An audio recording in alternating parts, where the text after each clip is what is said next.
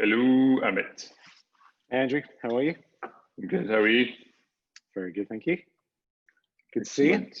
Yeah, good to see you. It's just making my screen a bit larger there, so I've now got you full screen. So you were tucked away in the corner there. So just want to make sure that I can see you. That's perfect. Had a good week.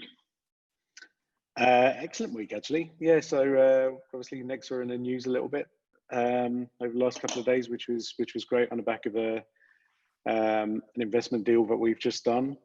Very much kind of related to, I guess, our topics over the last couple of weeks in terms of sales and marketing and things like that. So yeah, I mean that was very kind of positive.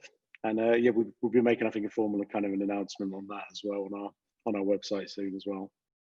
Yeah, so I have to check back. I guess we should also say hello to everyone. My week's great. I just it's I think there's people starting to get back to work, kind of not only here regionally but across the globe. So we're seeing an impact, and people are busier. I'm actually out more of my cave, so actually kind of ventured out a few times across the city. So it's good to see people out and obviously wearing their masks or bandana, as I like to wear. But it's good to see. No, exactly. I think it's awesome. Well, look, I think you being out of your cave is one thing, but still carrying the caveman looks another, I think. So that's it. So you're doing well. And if you haven't had a meeting with Andrew during these kind of difficult times, then I'd definitely recommend it, just to see what he does to cover his beard and mouth, where when most of us would just use a normal mask, it's kind of difficult for Andrew to do so. Exactly. I have to have a proper breathing apparatus. But, I guess it's worth a meeting just for that. Yeah, and that's it. I mean, obviously we should probably say hello to everyone out there as well. We can see kind of people filing in. So welcome to the Digital Growth Show. There's a couple of familiar names in there, so welcome back, guys. Thank you for continuing to support us, and for the new faces, well, not new faces, I guess we can't see you, before everyone starts to panic and go, hold on, can they see me on my camera? No, welcome to the new names. So obviously this is the Digital Growth Show, currently running weekly, and we like to kind of dive into different topics each week. We're second part, right, of a 3-part series, Amit. That's right. HubSpot. Yeah, and episode 7 as well, so it's going quick. Is it 7? Yes. That's very cool. Yeah, that's we should get to the point where we just become very blasé about it's 104. It's kind of it's one of those. I think as we continue going forward. But I mean, so last week, guys, we kind of tucked into the sales aspect of HubSpot and kind of took a look at that and had a run through. And even though it was very sales orientated, obviously there was a lot of marketing discussion as well. And I think probably, Amit, we're going to see the same this week, right? As much as it's a marketing focus, we can't talk marketing without talking sales and customer, right? Yeah, absolutely. I think this is it's fully kind of integrated and aligned, I guess, in the kind of modern world of sales and marketing. So yeah, I think we'll be kind of jumping backwards and forwards from a kind of sales and marketing perspective today. Smarketing, such a nice word. Yeah, I didn't like that. So I know HubSpot floated that. Right? It's not one of HubSpot's better pieces of work. If inbound, I loved that, but obviously smarketing was just one that just never stuck. Yeah, I found that like Drew. I think when we tried to float me as Drew, that kind of it didn't quite sit right. Well, I thought it was perfect. Just the general public weren't 100% sure. Cool. So yeah, we obviously, guys, the show is very much discussion based because we're taking a bit of a deeper dive into HubSpot. We are going to be showing you how that looks and just kind of running some looped videos and talk around that at the same time. So again, not death by PowerPoint, but obviously we want to make this as interesting and as rewarding as we can for you guys, because that's what it's really about. Yeah, absolutely. And remember, any questions that you have, send them through as you think of them. We'll try and tackle as many of these as we can. So yeah, please kind of feel free to sort of participate and get involved in the show. It'd be good to kind of hear from you. Yeah. Awesome. And actually, just on that note, the Q&A button on the bottom of your screens is probably the best way to do that, because that just comes directly into us. And so we can see that as that happens. So cool. So Andrew, I think let's kind of touch back a little bit on last week's show, because we mentioned, obviously that this is the first or second part of almost like a trilogy now, right? So, but last week was about HubSpot CRM and the sales features.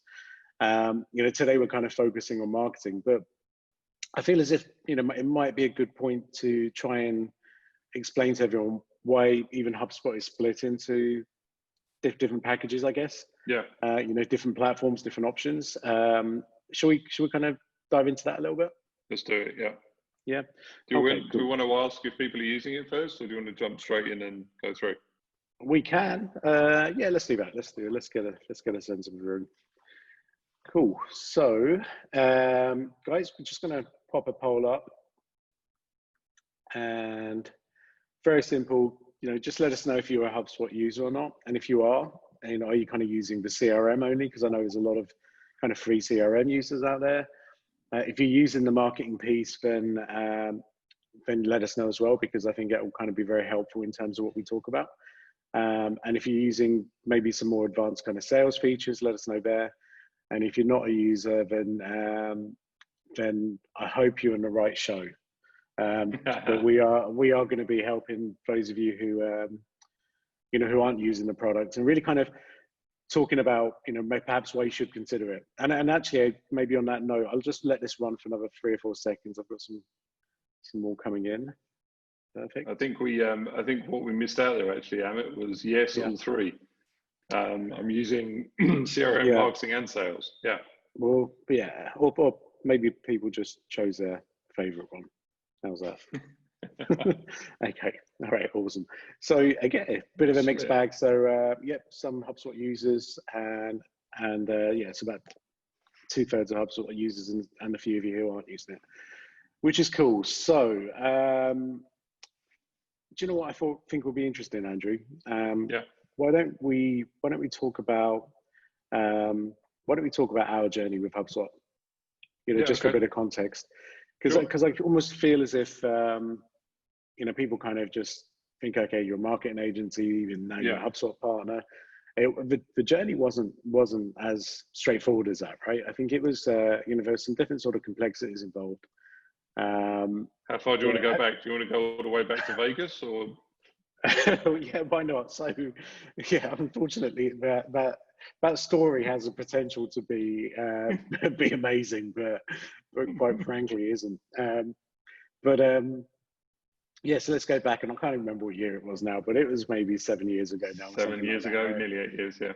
Yeah, so I was at a conference in Vegas, and the event was it was an SEO conference. This is how exciting it was, right? So it doesn't get any better than that. So at this conference, and I think this was the second or third night, and it also happened to be my birthday. So I'd had a couple of late nights, the previous couple of nights. I was feeling sorry for myself because I was in Vegas. Well, that sounds crazy as well. I was feeling sorry for myself. That's not a statement you can make. Right. So I was like desperately sad because I was in Vegas, but in reality, I was away from my friends and family and all that kind of stuff. So so we went out for a nice meal for my birthday with some of the guys I've met at the conference, which was really cool. And then I actually just ended up going back to the hotel, and there was a couple of things that I'd kind of picked up in the conference, but a couple of things that were really kind of bothering me from a kind of Nexa business perspective. And the first of these was really kind of focused on the marketing tools that we were using. It always seemed very kind of disjointed that we were using one email system, maybe a different kind of marketing, CMS, different landing pages, something that we use separately for campaigns, and it just felt very disjointed, right? Not just in terms of actual processes, but in terms of data. To try and get any kind of real data insights out of all of these activities was just painful.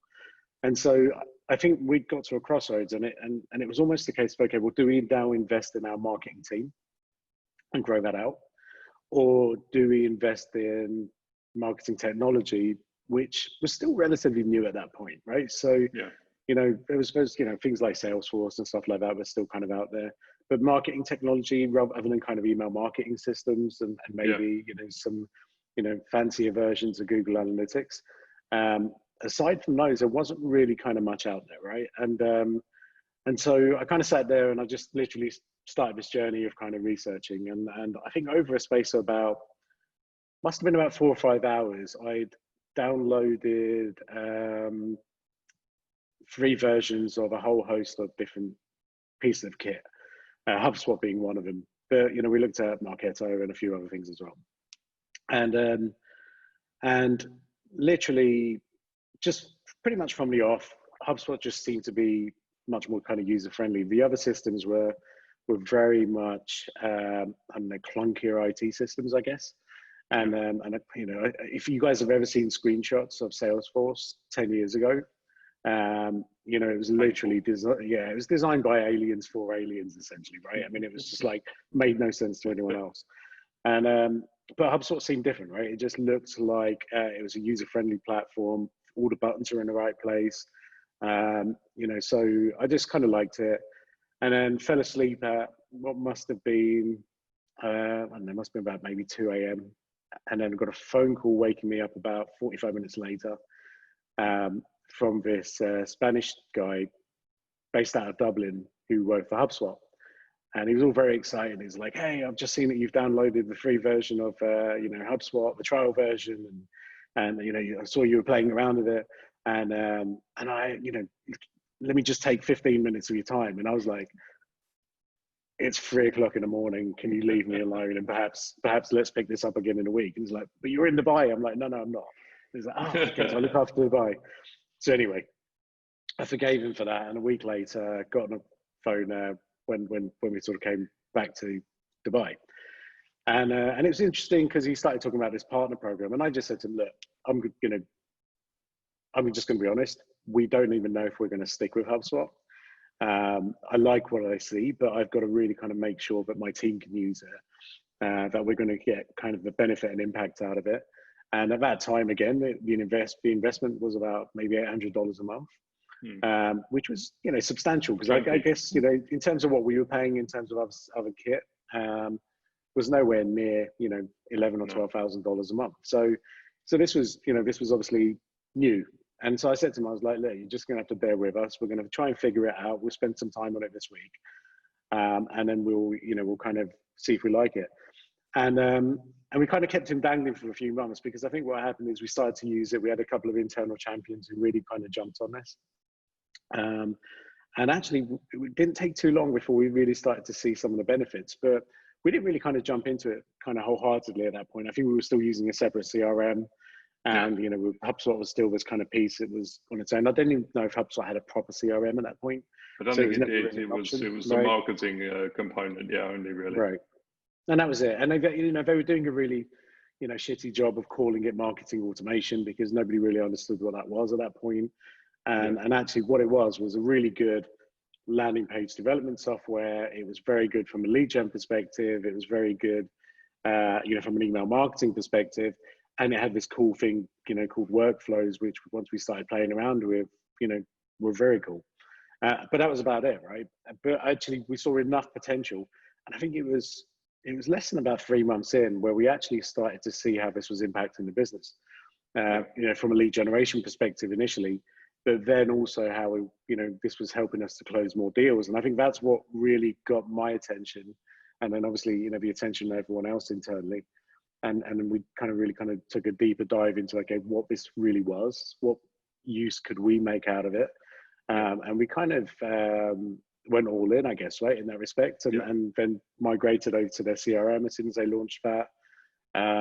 But you know, it's been a really fantastic journey. You know, after about 6 months, we, you know, became sort of a tiered partner. You know, so we really kind of played around with HubSpot, seeing how it could benefit us, and then the next phase of that was seeing how we could, you know, implement it for others so they can start seeing the benefit. And you know, when we kind of rose through the ranks from sort of, you know, silver to gold and platinum, and then obviously last year we hit that kind of, you know, diamond tier partner status, which has been very kind of rewarding. But yeah, I think just as a bit of context, I mean, it's important for everyone out there to understand that first and foremost, we will have HubSpot customers. Yeah. Right. I think there's a lot of partners out there today who are almost told, become a partner, be like Nexa or whatever that messaging is. But you know, you're going to have to become, you know, you're going to have to buy some of that software on the back of it. Whereas our journey was just, I would say, much more human. Right. We saw something, we tried it, we liked it, we started thinking about it a bit more, and then we've, you know, thought, how can we help others with the same, you know, who are perhaps in the same position, you know, which, and I think that's really important, because I also think it allowed us to, you know, hack into HubSpot, really kind of understand it. HubSpot, I think at that time, was still trying to push us to use every single feature on the platform. Yeah. Whereas we just didn't need to, right? We were seeing an impact using maybe 4 features. And I think that's quite important, you know, from, again, the, you know, humanization and a business focused perspective of this. So yeah, I think that was kind of important. I was, you know, thinking I'd get that done in about 2 minutes, but obviously just looked at the time and I went on a bit longer than I thought. But that's fine. It's good. It's a good Jack and Ori, so that's fine. It's good. People need to. I think people. I think it's good to understand context and kind of where we are today with, you know, HubSpot as and how we use it internally as Nexa, but then also how we, you know, ultimately help other companies out there, you know, utilize the best bits of the obviously different parts of the platform. So I think that's you know, with the value, and because we use it, we understand it, we've had to play around with it, we've had to hack it, as you said, you know, and fit it to our requirements. So I think that obviously helps. So yeah, I think I look, just like last week, you know, we showed some elements associated to the CRM and sales that, quite frankly, I don't think other people would demo, you know, because we were trying to show the cool features, the features that people would actually use, versus just kind of bog standard, this. And obviously we want to try and do that as well today. Yeah, absolutely. And look, I think it's good just to go back, I think, while we're kind of providing that context, you know, and talk a little bit more about kind of, you know, HubSpot's kind of approach to HubSpot, I guess, if that makes sense, right? Yeah. You know, HubSpot, you know, for those of you who've ever kind of, you know, researched anything online, you would have come across HubSpot in some format, right? So, you know, they've been absolute sort of pioneers from a kind of inbound marketing perspective, which was a term that they coined, you know, when they first set up. Which was really interesting, actually. HubSpot decided when they launched that instead of spending huge marketing dollars on trying to get people to buy their software, they, you know, came up with the term inbound marketing and decided to put all of their marketing budget into marketing that term. And that's really been, I think, super powerful for them. But I think in those days, you know, what they were talking about was inbound is that you create lots of content, and that's all about marketing piece. And then, you know, people who are searching for things will then find your content or your website, and then based on that, you generate a lead. And then once that lead's generated, it goes into sales. And then obviously, if you close that deal, you have a customer, right? And I think HubSpot kind of looked at it in a very kind of simplistic way, up until a couple of years ago, Andrew, when they introduced this fancy, colourful flywheel. Was up on stage a couple of years ago, Right. Yeah, so Brian Halligan, who's the CEO of HubSpot, one of the co-founders as well, got up on stage at one of their big sort of their main big sort of annual event, and said, right, funnel is now dead, and you know, this is the flywheel, and we made a big mistake before because we didn't put customers at the heart of all of our activity, and customers need to be in the middle of everything we do, and we have to be customer centric, and we have to do this, and he put this big sort of fancy flywheel up on the screen, and then basically had a real flywheel as well. Actually did, that's right. Yeah. But was it Wheel of Fortune? One of those Wheel things, of Fortune, right? kind of thing, yeah. So yeah, and it was basically, you know, spinning around, and he was just trying to show that you know, with his flywheel, you've actually got, you know, different parts of that whole customer journey and how a customer engages with your business, right? From a marketing perspective through to a sales perspective. And if you close that customer, then you've now got to service them. And I think part of his methodology of why this now becomes cyclical is, you know, if you service them well enough, then actually that refers into you know, people out there who are going to promote your business, right? So they start to do the marketing for you, and you know, that kind of feeds into this endless funnel of joy and and money and revenue and sales and anything else I think that he wanted to add in there. But at the heart of it all was customers, which I felt was obviously very important. And I fully buy into this model. I mean, what was your take on it, Andrew, when they launched this? Yeah, I think it's quite amusing. We kind of post event, we held a hug, which is a HubSpot user group. Obviously, for we look after that for here in the region, and that invites people using HubSpot or that haven't used it, and we do like regular updates on the back of that. And I think the interesting thing was that still the pressure, not pressure, but there was that kind of the funnel's dead and the funnel's moved away. Let's talk about the flywheel. But those first couple of times, I remember trying to explain what the flywheel was. I got lost.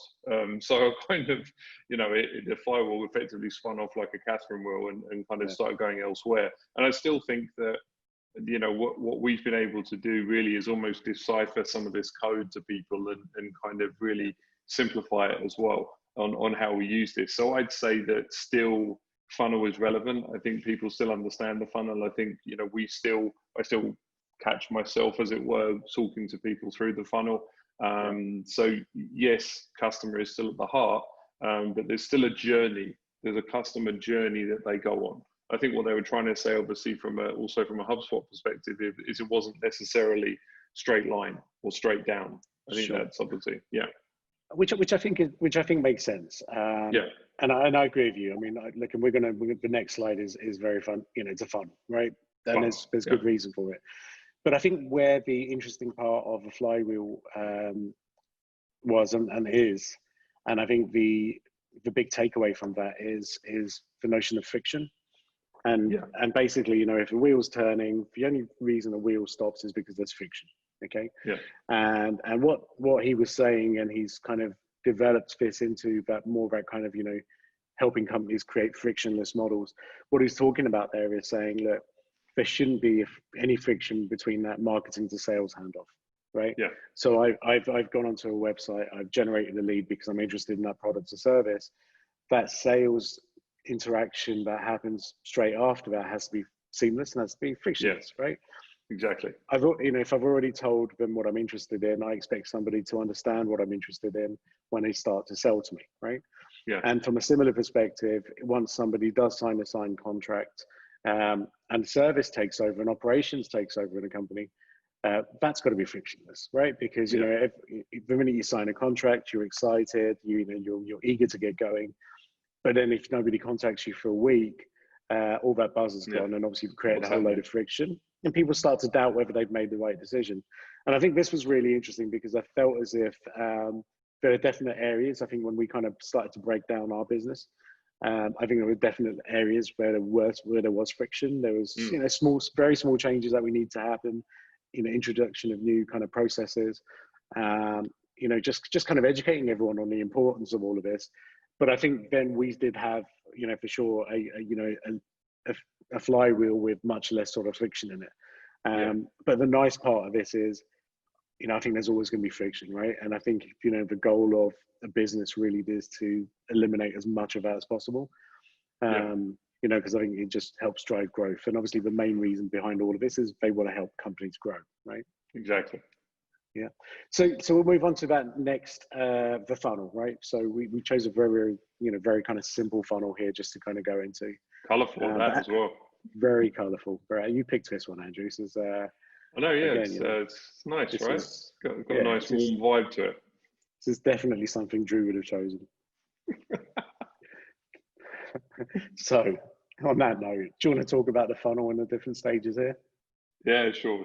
So obviously, we can apply this to a lot of business, in fact, most business, on the way that effectively they generate new customers. So what we have obviously at the top here is a bit of a lead machine, as it were, and those leads may be coming in from your typical kind of environment, from a search perspective, from social, from referrals, from partners, etc. And they kind of drop in that top of funnel.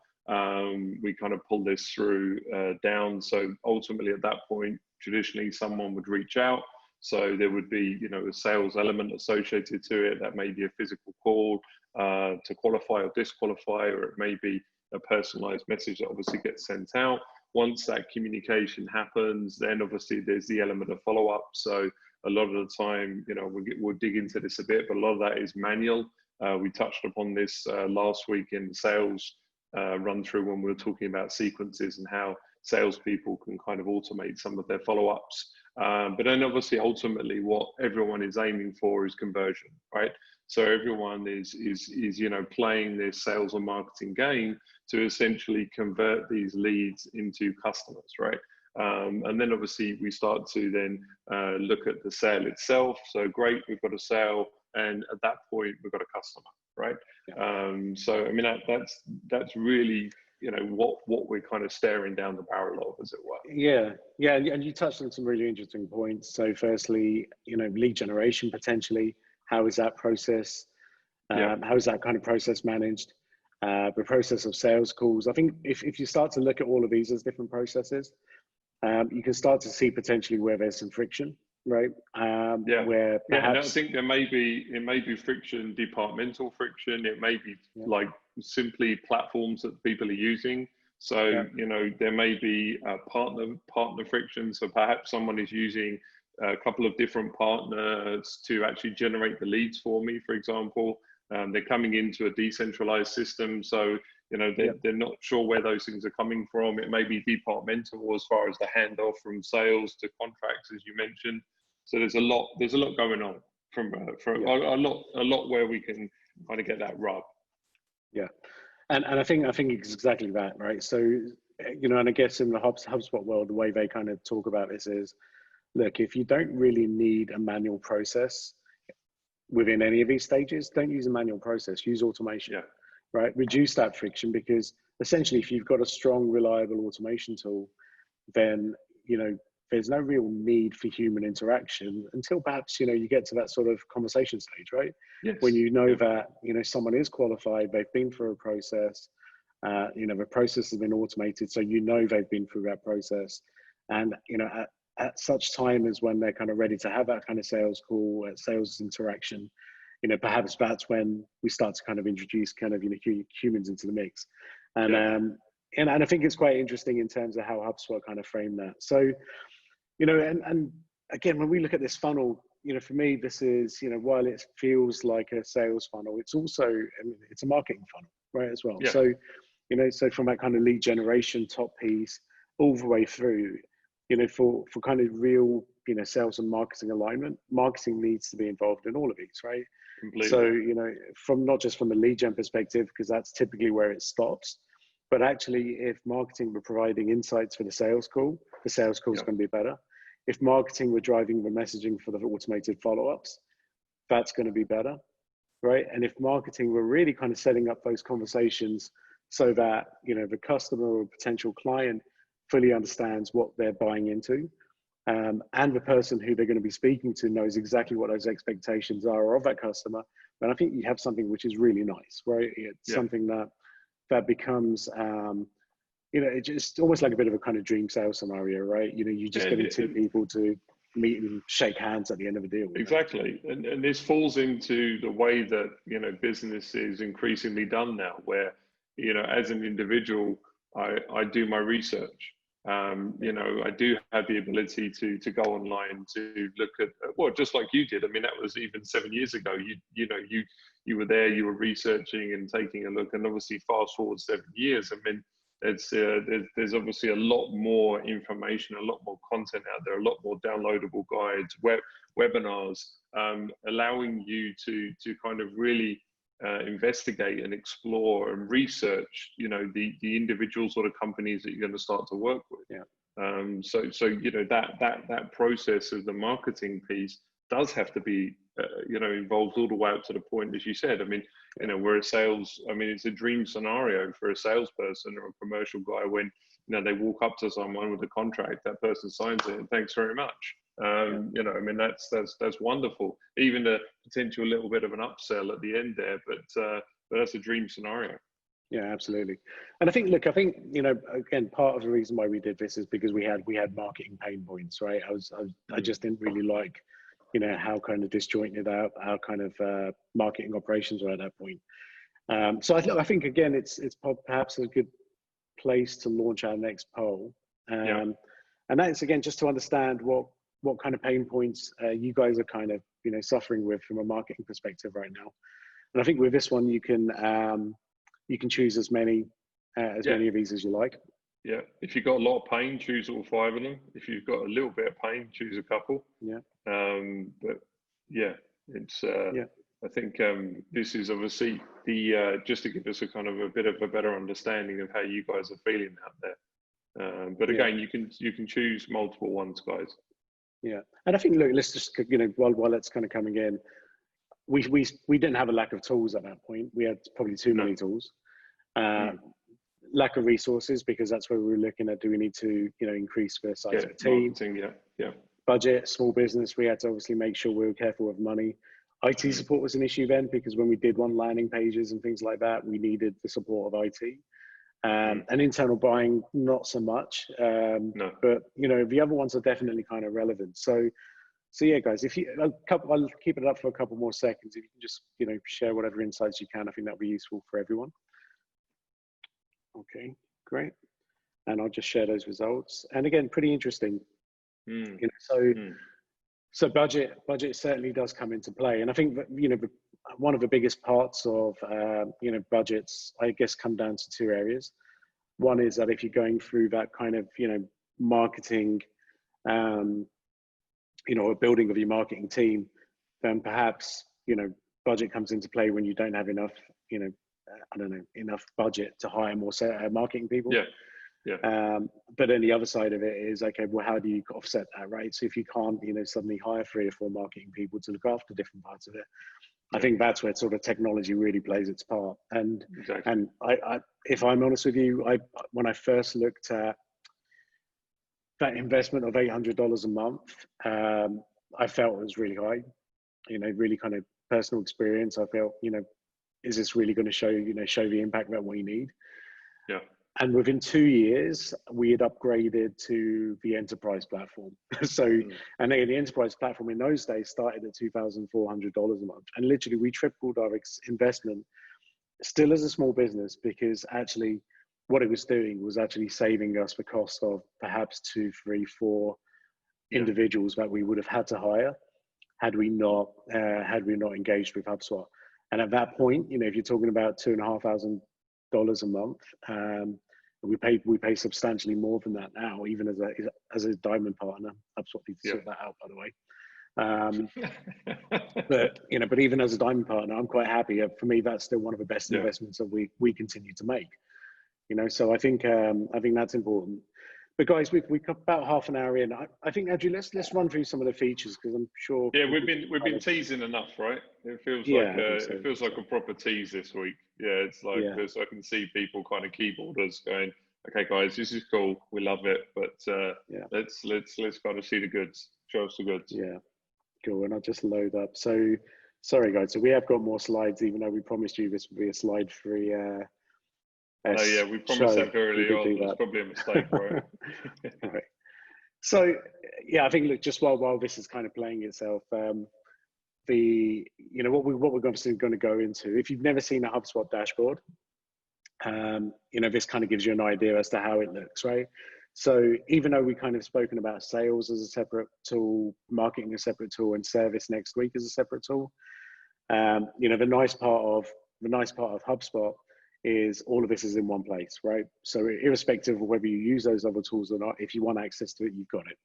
And if we just focus on this kind of marketing piece here, there's a lot of things that you can do from a website. So Nexa's website is actually hosted on and built fully in HubSpot, which is also where we kind of, decided to kind of invest more in this, because it was great having emails and landing pages and all of those things, our blog all in one place, but actually not having our website as part of that, I felt was still disjointed.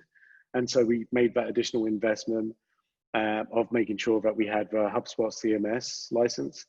And I think that's just been an absolute game changer for us. So, we're going to go into things like the website. We'll go into things like, the forms and the call to actions.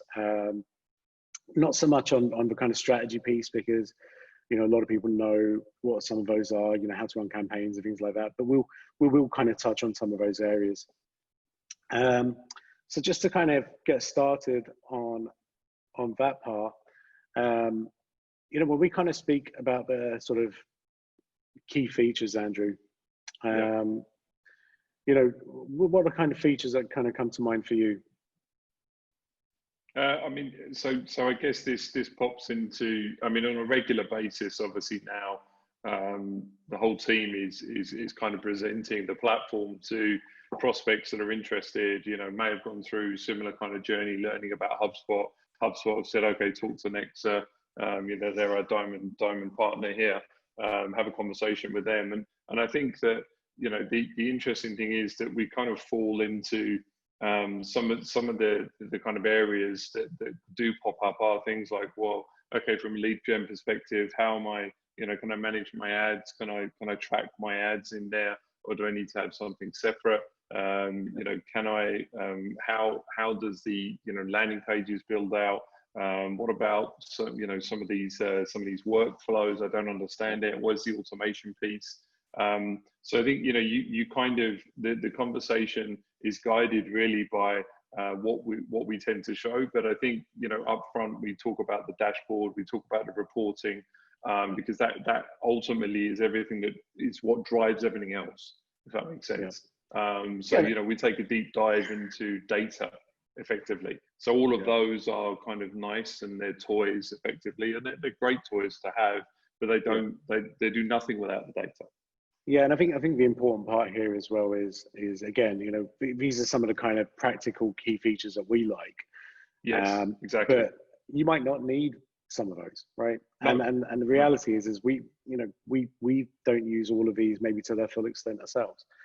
But you know, these are the ones that we really do feel, you know, do deliver value.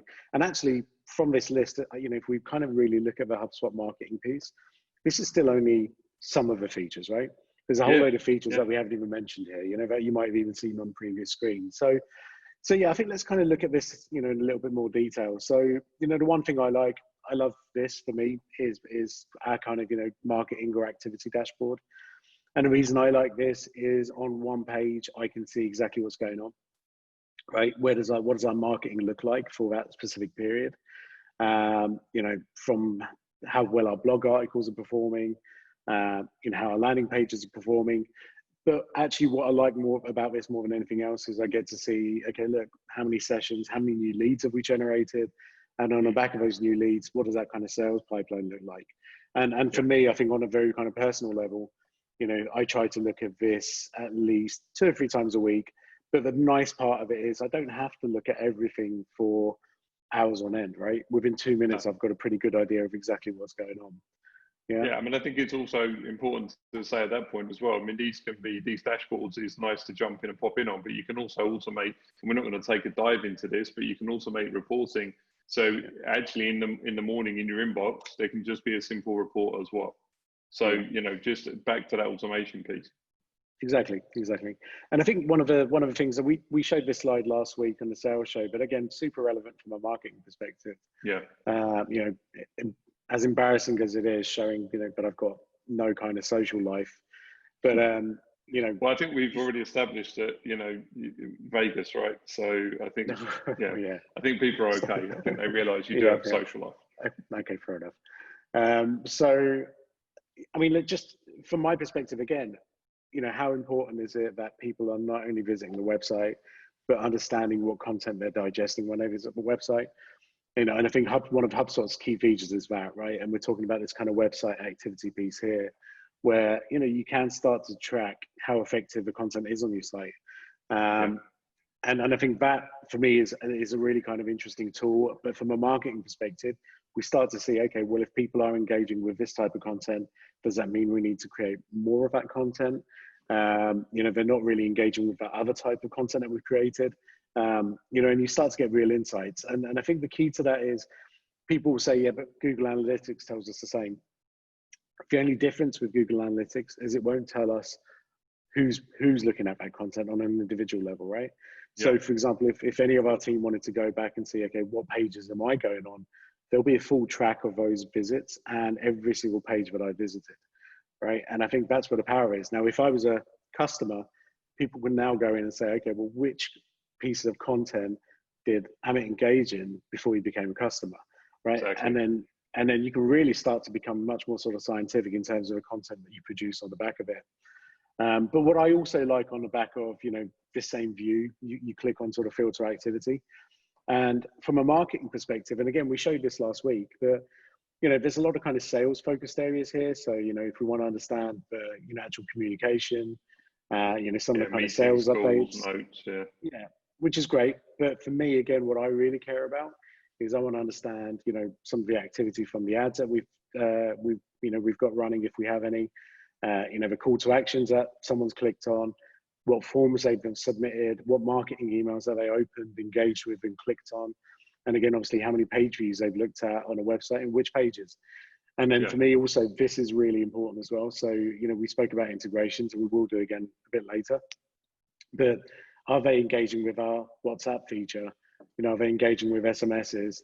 Are they engaging with proposals and videos and surveys and all of that kind of cool stuff? So at least we can then turn around and say, okay, well, look, this person here, you know, has watched 4 videos, but not only watched 4 videos, but actually has seen, you know, X percentage of each of these videos. So at least we understand their level of learning and education as well. And I really like that, because again, it really kind of guides us in terms of, you know, what we should be kind of focusing on. Yeah, sorry, I mean, I was in the middle of a coughing fit, so I put myself on mute. I did see. Yeah. Yeah, fair enough. I don't think the audience can see. I think the audience can only see you talking. So it's very unusual for Andrew to be quiet for any longer than 10 seconds. So I think people are getting concerned. I thought I'd let them know. No problem.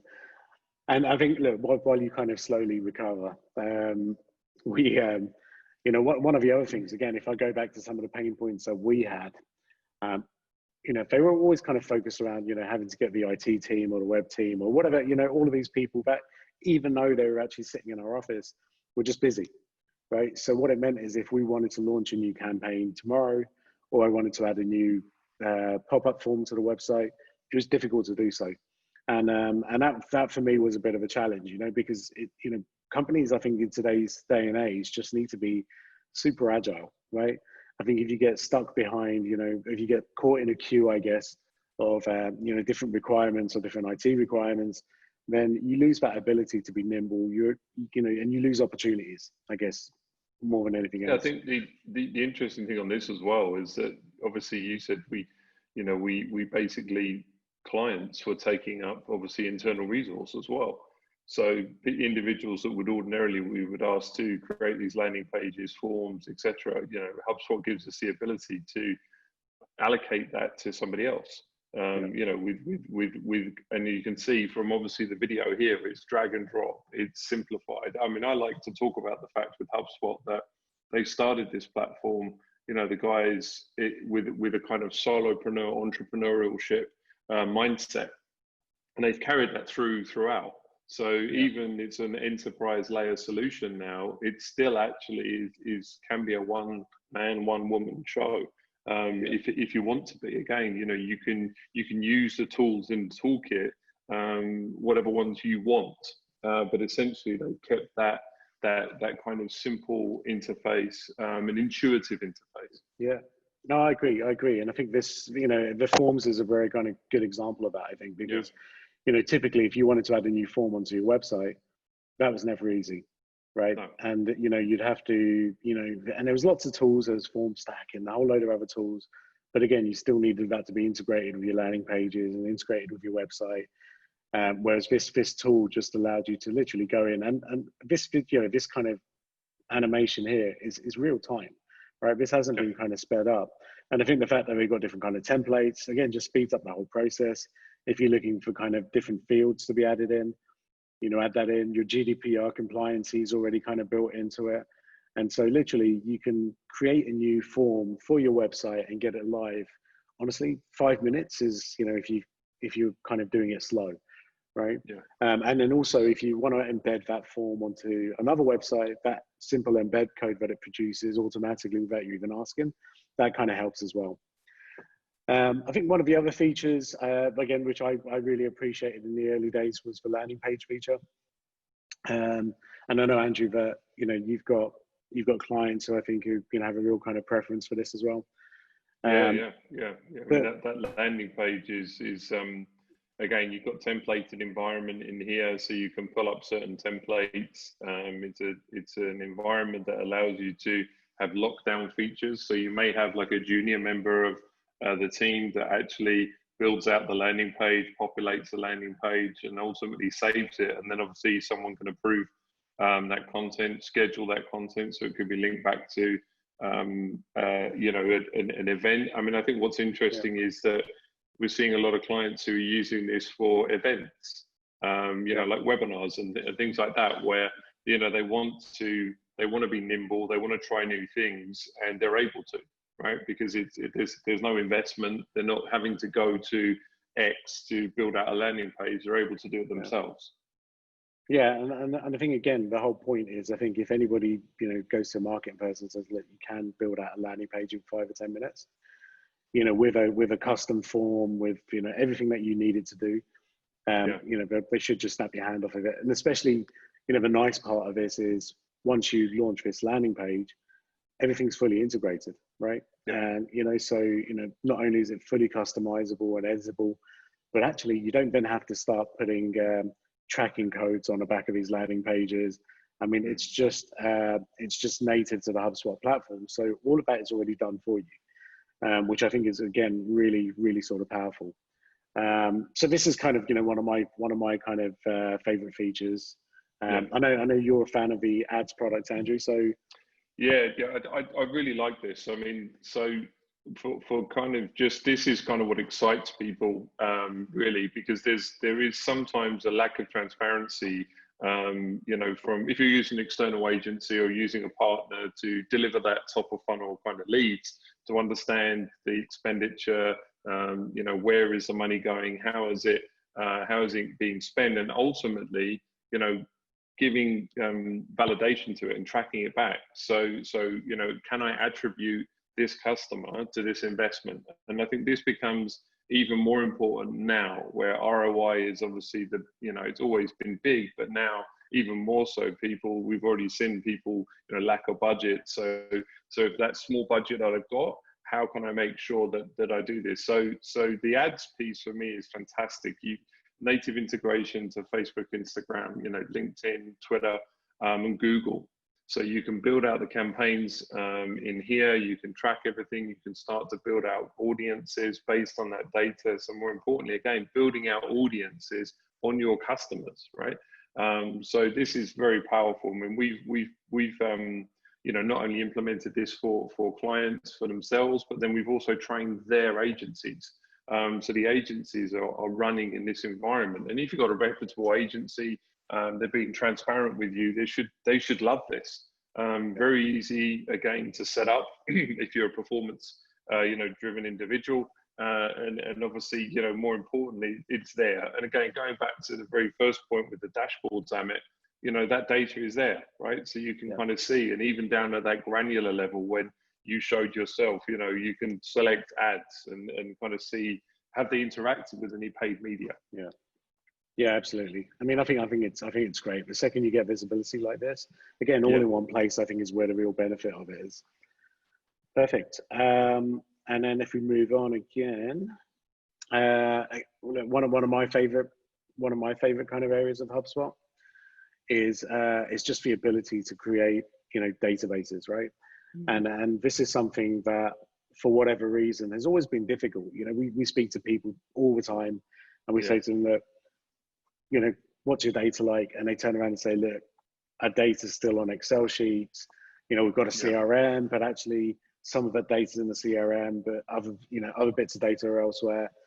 And I think what people kind of miss out on is the ability, using a tool like this, where you can turn around and say, look, actually, it's not just a database about the leads that have been generated, but actually, if we start to use some of the data that's living inside a HubSpot, perhaps we can create more intelligent databases. And the example up here, I think, is a great one.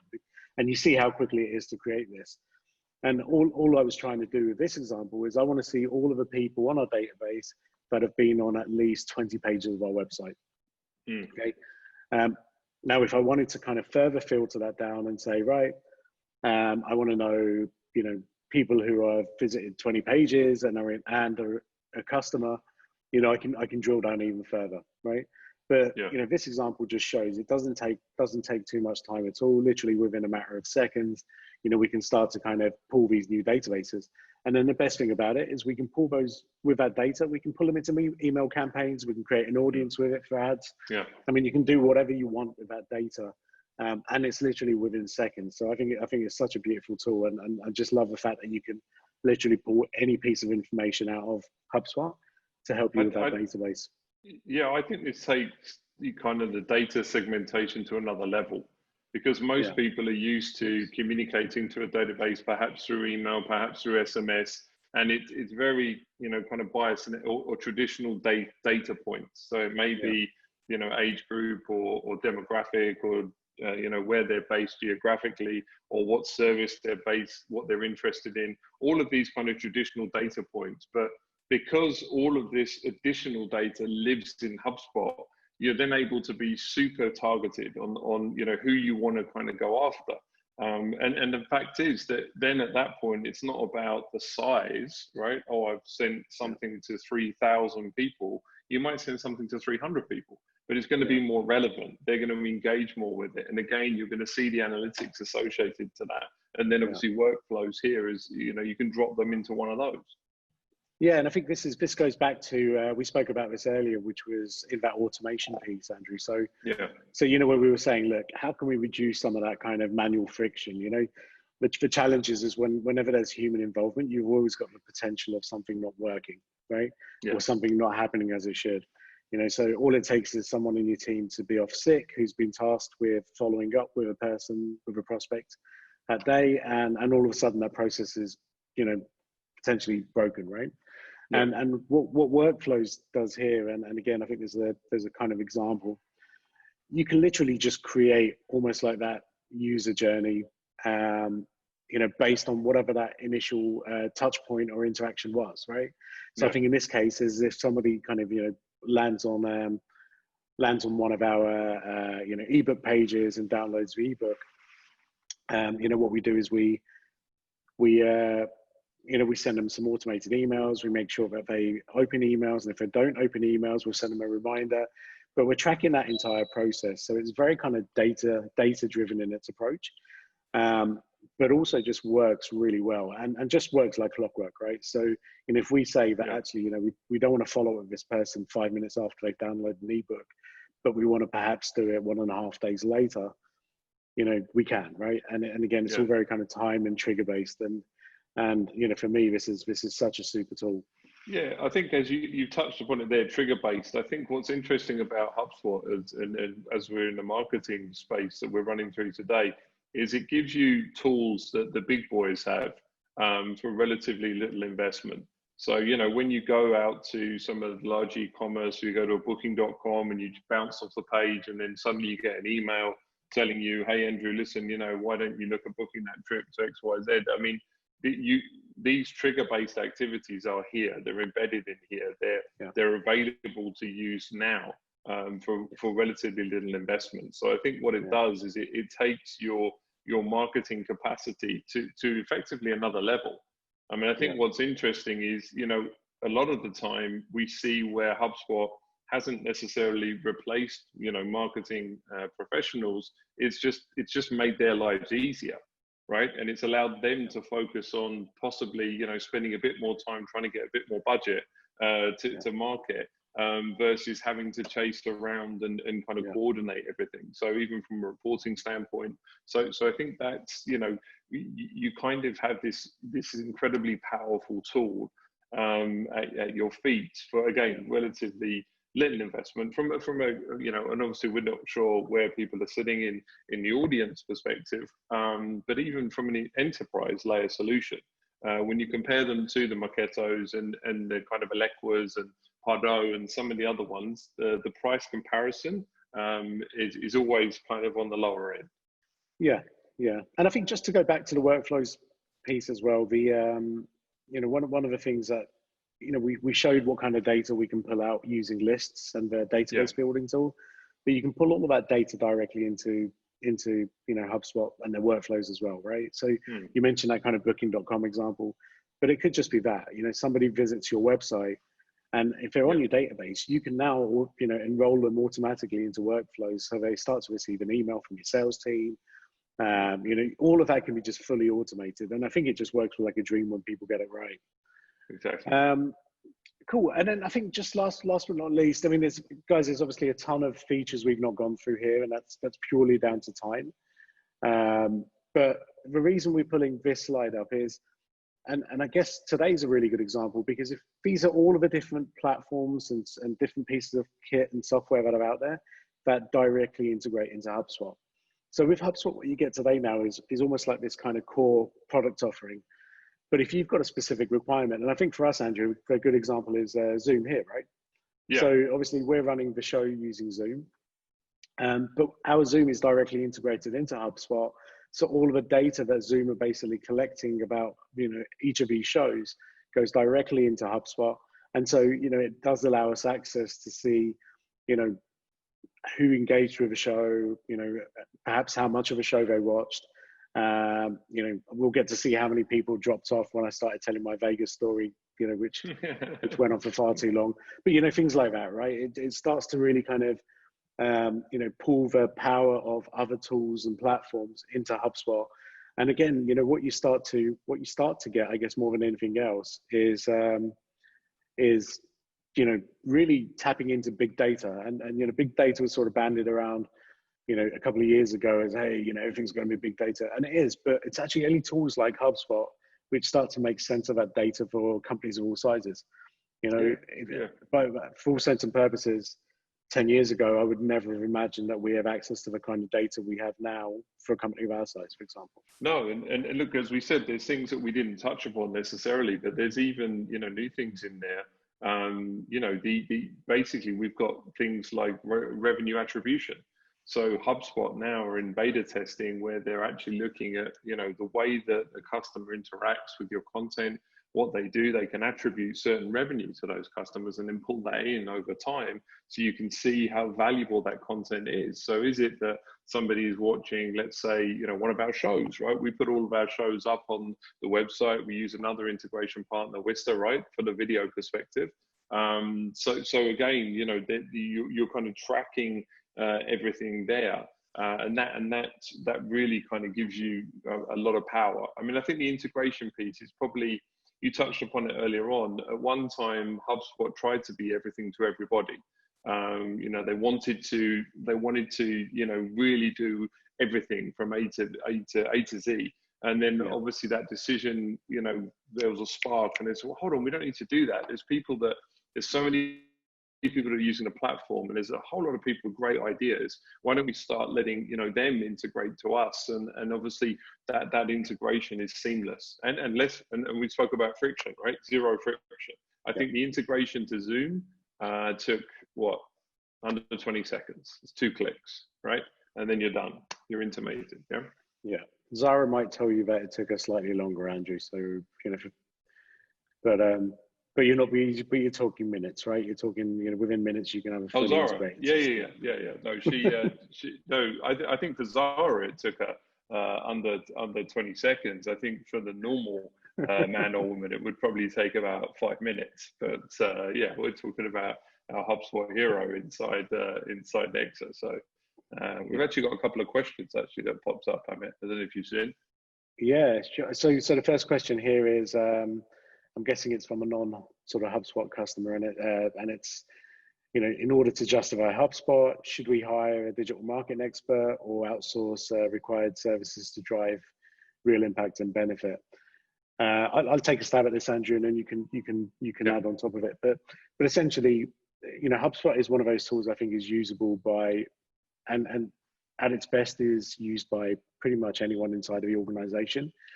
So if you want people to help create content, do small things, they can do that. Publishing rights can always be restricted as well. So, someone can always have a final say on whether something goes live or not. But in all honesty, the way it is today is, whether you've got one digital marketing person inside or whether you outsource, really the benefits are you can still take advantage of what HubSpot can do. And obviously the benefits of using an outsourced solution is potentially you've got more people and a bit more experience and things like that, right, Andrew? Yeah. I mean, I think the key here is the ownership of that data and what it does. So, you know, you don't necessarily need to, you know, hire somebody internally or hire somewhere externally until you reach that point where, you know, you determine that you want to, I'd say that you want to get more out of it, right? Because obviously they have made it fairly straightforward. It is intuitive, as we've mentioned. But as the platform develops, as obviously, you know, the whole marketing, sales and marketing sphere, the whole online activity develops as well, there's definitely areas that you need that expertise to come in and advise. And then it's also even from a strategic perspective. So where should I be, you know, what should I be tracking? How should I be tracking it? What can I do with it? I think that's also interesting as well, because obviously if you're not aware of, for example, the workflows or trigger-based activity or segmenting databases, you may just see that as, oh, okay, I can just send emails. It's a constant contact or a MailChimp, right? So I think it takes obviously somebody to sit you down and kind of work through it and say, well, what are your goals? You know, and then you use the HubSpot environment to kind of, you know, attain those goals. Yeah, and I think you're right. I think the strategic part of it is probably the most important in that respect, because I think like what we said earlier, you know, until you really kind of use it and understand it, you're not sure which parts are going to have the most impact for your business. And there's very few businesses today, Christ, if any, right, who are using every single feature that HubSpot has. You know, so I would say more often than not, most businesses are using maybe 60% of the platform. But that 60% is the most important part, you know, features which really allow the business to do well for them. And yeah, exactly, for them. And I think that's the key to it. And that 60% of all those features might be very different for somebody else. So the way that I kind of look at it is, you know, if you are looking at kind of getting into HubSpot, just speak to somebody who understands your business. I think that's the most important part, you know, and that's where an outsourced solution does make a lot of sense, because, you know, we've done many implementations across different industries, but, you know, obviously, you know, you can take advantage of, you know, some of that learning, I guess, from a third party. Yeah. Any other kind of comments on that, Andrew? We're heading up to the hour mark. Is there any kind of final questions, guys? If there is, please feel free to send them through. I think we might be losing Amit. You lost me. No, you're back. We're back. I'm back. We're back on. Yeah. Okay. No, we're good. I think Zoom must have got excited about us talking about the HubSpot integration or something. I don't know. Decided to play up. How beautiful the integration was, and it said, "I'll show you." I'll show you. Exactly. Don't mess with technology. But no, I think I've kind of enjoyed today, Andrew. I think it's been interesting. It's allowed us to talk about, you know, HubSpot marketing in a slightly different way than I guess we're used to.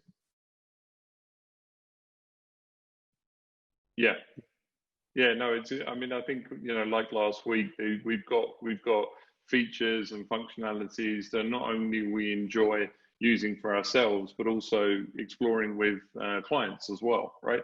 And, you know, seeing how they're using the platform, as you mentioned, and what tools are they using and what's working best for them, and then applying that to other industries again. So I think yeah, this is good. I mean, I'm looking forward to next week. We're going to be talking about the service component, right? Which I guess harping back to the customer, but we're going to kind of take a dive into that. Yeah, and I think that's going to be interesting purely because I think that's the one area of HubSpot where people haven't really seen it, right? Very few are kind of using it. It's a new part of HubSpot. It's only been around for, you know, for maybe a couple of years, but, you know, they're still kind of rolling out some of the features. But we're going to be talking about really how HubSpot can help you retain more business, firstly, by servicing clients. By making sure that, you know, using automation and all of the right kind of technologies to make sure that, you know, you're not only winning business, but then, you know, really kind of using that customer base that you've got to build on that, you know, from an upselling perspective and all of those different things as well. So yeah, I think that'd be interesting, and I think it'd be, you know, good to kind of share that with everyone, because you said, it's one of those parts of HubSpot which nobody really kind of talks about too often.